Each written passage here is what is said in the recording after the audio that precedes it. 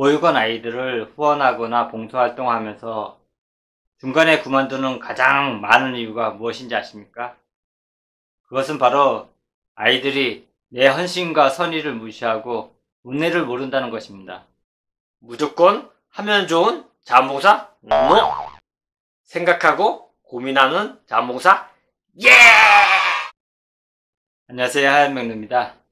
제가 2회 때 보육원에서는 어떤 자원봉사를 하나라는 주제를 말씀드리면서 보육원 자원봉사 활동은 아이들과 오랫동안 꾸준히 인연을 맺는 것이 가장 중요하다고 말씀드린 적이 있습니다. 그러나 보육원 자원봉사를 하길 원하는 사람은 엄청 많은데 생각보다 오래 꾸준히 한 사람은 그닥 많지 않은 것 같습니다. 예전에 보육원 자원봉사 활동 중에서 가정체험이라고 있었습니다. 집단 생활만 하는 아이들을 일반 가정집에 데리고 와서 함께 밥을 먹고 함께 자면서 일반 가정집 생활을 아이들한테 체험을 시켜준다는 것입니다. 그래서 보육원 아이들한테 연민을 느끼는 가정주부들이 많이 자원을 하곤 합니다. 그렇게 자기 아들, 딸과 비슷한 아이를 집에 데리고 와서 맛있는 것도 해먹이고 놀이동산도 데려가고 즐거운 시간을 보내면서 지극정성을 다합니다. 아무래도 부모가 없는 아이라 생각하니까 아이를 보면 마음이 짠해지겠죠. 불과 2, 3일 같이 지내지만 진짜 내 아들, 딸과 같고 보육원에 데려다 주지 말고 그냥 같이 데리고 살까 그런 생각도 듭니다. 심지어 4, 5살짜리 아이들은 엄마라고 부르면 엄마 부르면서 잘 따르기도 합니다. 하는 짓이 너무 귀엽고 이뻐서 정이 듬뿍 듭니다. 그래서 다시 보육원에 데려다 줄 때면은 마음이 아파서 눈물이 납니다. 그리고 좀 더 잘해주지 못한 것이 생각나면서 후회스럽기도 하죠. 그리고 그 아이를 자주 찾아가서 그 아이를 후원하면서 잘 돌볼 것이라고 마음먹습니다. 그렇게 프로그램이 끝나고 각자 일상생활을 하면서 몇 주가 지나서 아이가 보고 싶어서 보육원에 다시 찾아갑니다. 저 운동장에 다른 아이와 뛰어노는 모습을 보고 이름을 보면서 내가 왔다고 크게 알립니다. 그런데 이게 웬걸? 아이는 뛰어서 나에게 안기면서 보고 싶었어 이렇게 말할 줄 알았는데 그냥 한번 휙 보고 쭈뼛쭈뼛 하는 것입니다. 그 자원봉사는 보고 싶어서 잔뜩 기대하고 왔었는데 아이는 별로 반가워하는 눈치가 아니었습니다. 불과 몇 주 전까지만 해도 엄마 하면서 잘 따랐던 아들, 딸과 같은 그런 아이였는데요. 내가 오니까 그저 잠깐 목례만 하고 다른 아이와 노는데 정신이 팔려 있는 것입니다. 그런 아이의 모습을 보고 황당함과 배신감마저 느껴집니다. 그동안 내가 얼마나 잘해주고 진심을 다해서 사랑해주고 그랬는데 정작 아이는 닭 소보듯이 하는 그런 모습이 괘씸하고 은혜를 모르는 되먹지 못한 아이로 보여 속상해집니다.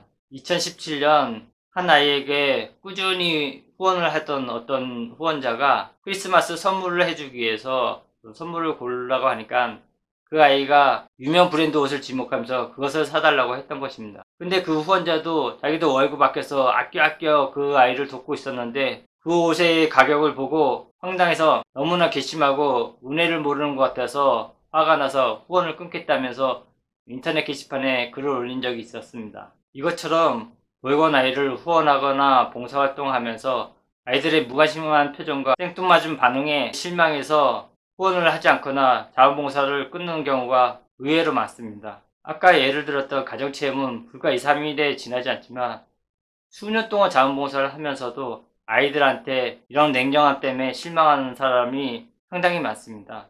저 역시 이런 문제로 내가 지금 뭐하나 싶을 때가 100번도 넘습니다. 저희 부부는 심지어 5년 동안 데리고 산 아이도 그 아이는 우리를 잔소리쟁이 꼰대로만 생각하고 있었습니다. 그나마 다행인 것은 이제 독립해서 30살쯤 되니까는 이제 고맙다는 표현도 하고 우리를 챙기려고 합니다. 애들은 정말 시선 원장님이나 보이서 선생님 그리고 후원자나 자원봉사자에게 전혀 고마움을 못 느끼는 그런 배움 만덕한 아이일까요? 저는 그것은 그 아이의 개인의 인성보다는 그 아이의 환경 때문이란 것을 한참 뒤에야 알았습니다. 아이들은 태어나자마자 보육원에서 항상 받고만 살아왔습니다. 물론 가정집 아이들도 받기만 하고 자랍니다. 그러나 가정집 아이들은 죽을 때까지 변하지 않는 부모에게 사랑이 담긴 도움을 받고 자랍니다. 그리고 자신도 언젠가는 커서 이 무조건적인 사랑을 보답하겠다는 마음가짐을 갖곤 합니다. 그런데 보육원 아이들은 자신의 보호자라는 사람이 계속 바뀌면서 살아갑니다. 선생님도 몇 년 주기로 바뀌고 후원자나 봉사자들도 수시로 나타났다가 수시로 사라지곤 합니다.